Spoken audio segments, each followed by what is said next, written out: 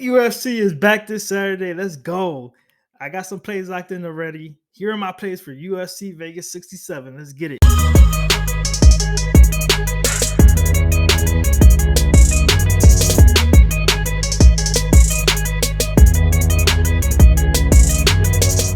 My first bet I have is on the fight with Mateos Rebecki and Nick Fiore.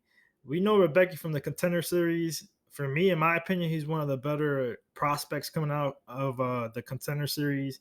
Well-rounded, great grappler, great wrestler, good power, knows how to set up his takedowns.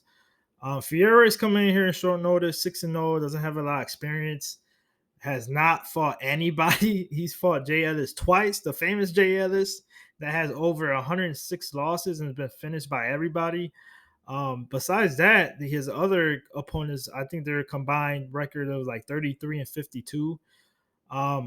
And he hasn't been to the second round yet. So he lacks a lot of experience and level of competition too. I think Rebecca's gonna get it done early here. He's got 9 finishes in the first round. And I took the under 1.5 rounds at minus 120 for 2.4 units to win 2 units. I really love that play. I'm gonna wait until the round props come out because I'm gonna also attack Rebecki probably round 2 to cover myself just in case it does go over. And he finishes fights in the second round too, also. So I think he gets a quick knockout here. Honestly, man, the first round. It's a lot to ask for Fiore to come in here and be even competitive against a guy like Rebecki and being so experienced and find the level of competition that Rebecki has fought. I don't see Fiore winning this fight at all, honestly, man. And once I could get my hands on the prop for inside the distance, I'm gonna probably parlay that too, man. I think it's around like minus 200, minus 190. That's a great line. I mean, you could even bet that straight. I got Rebecki here all day, under 2.5, under 1.5 rounds for sure. I see violence early in this one. Let's get it. Second fight I'm gonna talk about should be a banger. Claudio Ribeiro versus Abdul Razak Alhassan. Dude, I had to go with Claudio on this one, man. I took him. I seen the odds. I took him at minus 104. I kind of missed it a little bit. I seen him like at plus 100, plus 105. But I'm fine with that. Almost plus money. Claudio, is coming from Contender Series also. The guy is rangy. He's gonna have a reach advantage in this fight. He is so powerful. He's if you look up his knockout in the Contender Series, it was wild. The thing I don't like though about him is that he is a little reckless. So he is open for counters, but I think he's definitely got potential. Right now, if I'm looking at the schedule right now, I think the prelim main event is this fight. And I like to look at things like that. You know what I mean? Like Abdul was like Alhassan has had chances before. We all know what happened to him back in the day. He had a court case. Some chick actually said that she got raped or whatever. But they found out it was false. So he lost like 2 years of his life of his fighting career.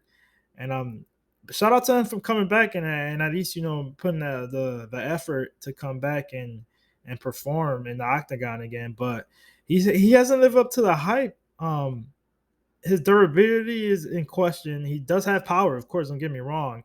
And I hear a lot of people saying he's got some a little bit of grappling and wrestling in his back pocket, which with the Buckley fight, I I just don't see it. I can't trust the guy. You never see that. All his wins are in the first round from knockouts. And here he's finding somebody that's gonna have a reach advantage and as powerful as Ribeiro here. I had to take Ribeiro minus 104 for 2.08 units to win 2. I think he gets a knockout here. Also, what I like about Claudio is I've seen him win besides having a first round knockout or early knockout. He's been in the second round. I've seen that. I've seen him get finishes after the first round.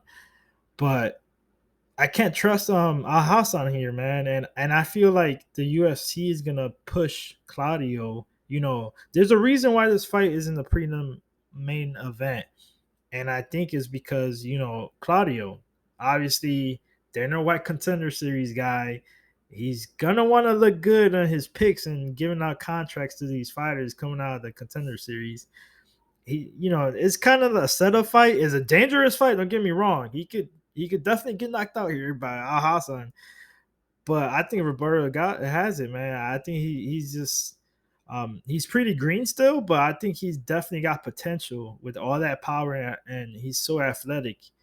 I think he gets it done here early. Knockout in the night, probably. Let's get it. Last fight I'm gonna talk about real quick, and this should be another banger: Puna Soriano versus Roman Kopylov. I got Puna in this one.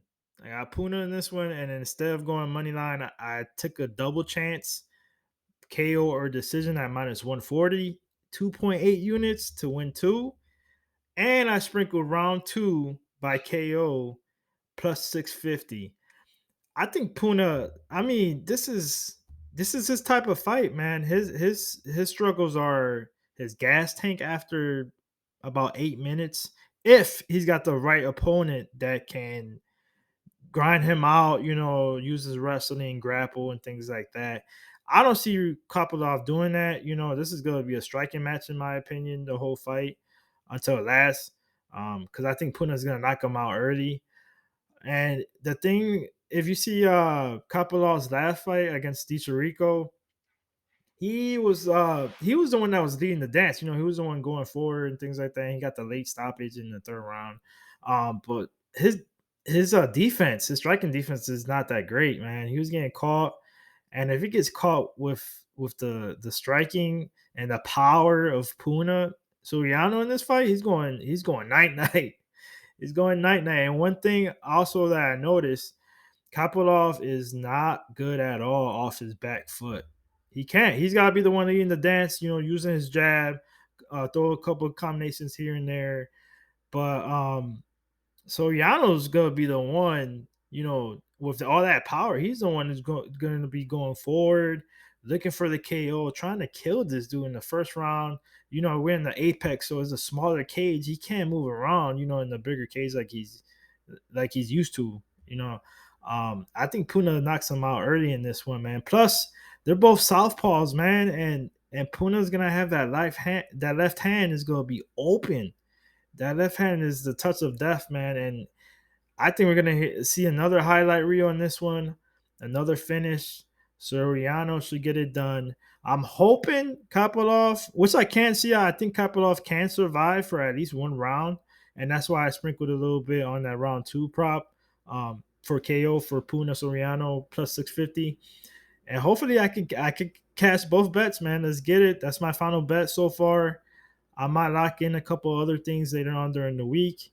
Smash that like, hit that subscribe button, leave a comment. Let me know what you guys got, what your lock of the week is, or your underdog, or any plays you got out there that you're confident about. UFC's back, baby. I'm happy we got fights on Saturday. Let's go.